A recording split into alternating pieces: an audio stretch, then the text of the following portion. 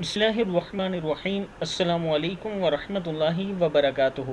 عابد راجہ channel کی طرف سے آج میں اپنے دوستوں کو صحت اور عافیت کا نبوی نسخہ بتاؤں گا۔ اس سے پہلے میں اپنے تمام دوستوں سے گزارش کروں گا کہ اس ویڈیو کو آپ نے آگے زیادہ سے زیادہ شیئر کرنا ہے۔ آج میں آپ کو چند دعائیں بتاؤں گا جو آپ نے صبح و شام تین مرتبہ پڑھنی ہیں۔ پہلی دعا ہے بسم اللہ الرحمن الرحیم، اعوذ بکلمات اللہ التامات من شر ما خلق۔ میں اللہ کے مکمل کلمات کی پناہ میں آتا ہوں اس کی مخلوق کے شر سے۔ کتابوں کے حوالے یہ نیچے موجود ہیں، آپ دیکھتے جائیں۔ دوسری دعا ہے بسم اللہ الذی لا یضر مع اسمہ شیء فی الارض ولا فی السماء وہو السمیع العلیم۔ یہ دعائیں صبح و شام فجر اور مغرب کے بعد ایک مرتبہ پڑھنی ہیں۔ بسم اللہ الرحمن الرحیم، اللہم انی اعوذ بک من زوال نعمتک وتحول عافیتک وفجاءت نقمتک وجمیع سخطک۔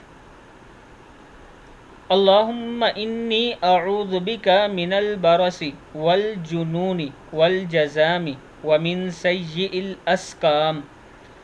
اگلی دعا ہے اللہم انی اسألک العفو والعافیت فی الدنیا والآخرہ۔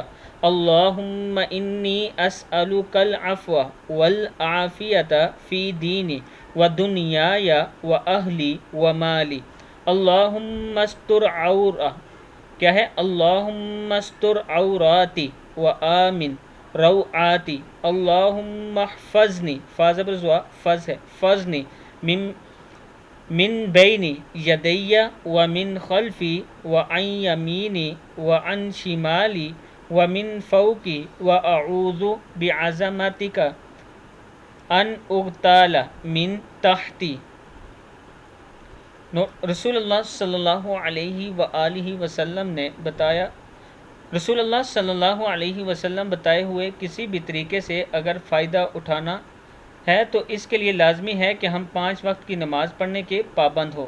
رسول اللہ صلی اللہ علیہ وسلم نے فرمایا جو شخص جان بوجھ کر فرض نماز چھوڑتا ہے تو اس پر اللہ کی پناہ اٹھ جاتی ہے۔ ایک تو رسول اللہ صلی اللہ علیہ وآلہ وسلم کی بتائی ہوئی دعائیں، اگر آپ چاہتے ہیں کہ یہ آپ کو فائدہ پہنچائیں تو 5 وقت کی نماز پڑھنی ہے۔